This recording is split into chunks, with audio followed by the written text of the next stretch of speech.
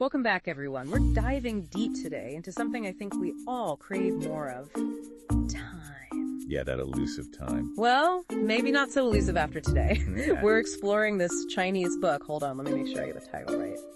Well, it's in the Sanians. Right. The Senses, which translates roughly to Master Your Time, a guide to improving efficiency. It's by author Thibaut Meurisse. And, I get the feeling our listeners are pretty good at making the most of their time. Definitely driven, I'd say. But I bet even the best time managers sometimes feel overwhelmed, right? Like there's just not enough hours in the day. Oh, absolutely. We all face that. So today we're going to unpack some of the strategies from this book. It really goes beyond just basic time management tips. It does. It kind of lays out a framework, for understanding how your energy works, how to actually beat procrastination, stuff like that. A framework. Okay, I like that. So where does this book, where does it start with this framework? Well, one of the first things it talks about is this idea of a 6-phase energy cycle, which might sound a little woo-woo at first. 6 phases. Okay, break that down for me. Basically, our energy levels naturally go up and down throughout the day. Oh, that makes sense. So the book says that instead of trying to be on all the time, we should work with these natural rhythms. Okay, so what are these 6 phases? Let's see, there's the peak, the dip, the rebound, the trough, the recovery, and the surge. Each one's best for different kinds of tasks. Wow, 6 phases. Okay, so not just morning person or night owl, it's way more nuanced than that. Way more. Like during your peak, you're super focused, alert. For most people, that's late morning. That's when you should do your hardest work. Makes sense. Save the tough stuff for when you're naturally at your best. What about when you hit that slump, the afternoon energy dip? The dip, right. Yeah, That's totally natural. It's not you being lazy, it's just your body saying, yeah, I need a break. So what, you just give in and take a nap? Maybe. The book actually suggests that, a short nap. Or do easier tasks, things that don't need as much brain power. Answer emails, stuff like that. So we're not fighting our natural energy, we're riding the wave, so to speak. Exactly. And then after the dip, you get the rebound, energy starts climbing again, you're more social, good time for teamwork, brainstorming, that kind of thing. This is interesting. I've never thought about productivity like this before. It's like strategic energy management. It really is. And knowing how your energy works, that can make a huge difference when it comes to tackling procrastination too. Which, let's face it, we all do sometimes. Oh, procrastination, my nemesis. I was going to say, does this book address that? Big time. It talks about why we procrastinate, the triggers. Like when tasks are unclear or you got mental blocks, that fear of failure. Ooh, yes, all of the above. But here's the kicker. Motivation usually comes after you start doing something, not before. So how do you get started if you're not motivated? That's the whole problem. Right, so the book has this thing called the 5-minute rule. Sounds simple, but it works. All right, I'm listening. 5 minutes to less procrastination. Lay it on me. Basically, you've got that task you're dreading, right? Just tell yourself you'll work on it for 5 minutes. That's it. 5 minutes, that's doable. And usually, once you get over that initial hump, that resistance, you just keep going. It's like tricking your brain into productivity. I can see that working. A little mind game. And another thing, breaking big tasks down into smaller steps makes the whole thing less scary. Oh, like that how do you eat an elephant thing. Exactly. One bite at a time. It makes progress feel more real, which keeps you motivated. Even small steps add up over time. Consistency is key, the book says. Okay, so we've got the energy cycle, we've got procrastination busting. What else is in this framework? Well, it also talks a lot about shifting your perception of time. Like instead of feeling like time's always slipping away. Which it kind of feels like it is, always. Right. But this book wants you to see time as something you can control. A resource, not an enemy. That sounds nice, but how do you control time? It just keeps ticking no matter what I do. It's more about how you think about time, how you use the time you have. Like instead of saying, I don't have time. Which is my go-to phrase, honestly. Try saying, I've got a lot on my plate right now, but I'll make time for this later. So it's about acknowledging you're busy, but still owning your choices. Exactly. It's a subtle shift in your language, but it can change how you feel about time. More in control, less like a victim of the clock. Exactly. It's not about magically creating more hours. It's about choosing how you spend the hours you do have. Wow, this is already making me rethink things. Yeah. We've only just scratched the surface. We have this idea of making meaningful use of your time. That's a whole other part of the book we'll get into later. So making time meaningful. This book really digs into that. Yeah, because knowing how my energy works is great, and fighting off procrastination, that's awesome. But then what? Like, how do I make sure I'm spending time on the right things, you know? Exactly. It's about getting that bigger picture in mind. The book talks about aligning your daily actions with your long-term goals. Oh, I need that. I get so lost in the day-to-day. It's like, Oh, where's this all going, you know? totally. So the book says, revisit your long-term vision. What are you aiming for? What kind of life are you building? Once you've got that clear, it's easier to connect those everyday actions back to the big goals. So it's not enough to just be efficient. I got to be efficient with purpose. Right. It's that connection between what you're doing now and the future you want. Even small stuff adds up if it's aligned with your big vision. Okay, that's kind of inspiring. But honestly, a lot of my days are just filled with stuff that, well, it feels like it doesn't matter much in the long run. I hear that. And that's where prioritizing comes in big time. This book has some good advice on focusing on what really moves the needle. All right, lay it on me. How do I do that? Everything feels important. Have you heard of the Pareto principle, the 80-20 rule? Oh, yeah, vaguely.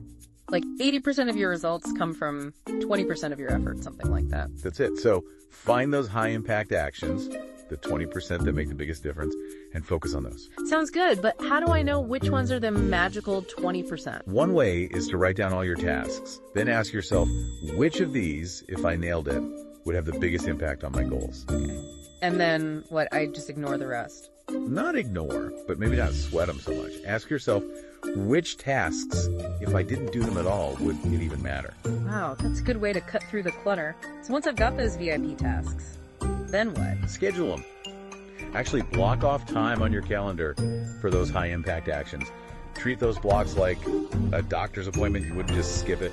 Oh, calendar blocking, right. I've tried that, but I'm not always great at sticking to it. It takes practice, but it really helps, you know, seeing how you're actually spending your time, having that structure. Yeah, it's like a roadmap for my day, instead of just letting things happen to me. Exactly. And don't be afraid to schedule in downtime too. Breaks, rest. Wait, schedule time for doing nothing? That sounds counterproductive. I know, right? But it's intentional. Give yourself permission to recharge, even if it's just 30 minutes. Walk, read, whatever helps you unwind. Ah, okay, I get it. Like hitting the reset button on my brain. Sometimes I'm so busy doing stuff I forget to just be. It's key. That rest time actually makes you more productive later on. You're working smarter, not just harder. All right, working smarter. I like that. What else can help with that? Have you heard of the Pomodoro Technique? Oh yeah, that rings a bell. Remind me how that works. So you work in 25-minute chunks, super focused, then you take a 5-minute break, do that 4 times, then a longer break, 15-20 minutes. Those little breaks sound good. I get mentally fried if I try to focus for too long. That's exactly what it's for. Keeps you fresh, and it's a good way to trick yourself into doing those tasks you're avoiding. Just 25 minutes. Anyone can do that. And then you get on a roll and keep going. Sneaky. It works. Another thing, and this one might seem obvious, but delegating. Can you hand off some tasks to someone else? Delegation. See, that's where I struggle. I feel like I gotta do it all myself. Control freak, huh? I get it.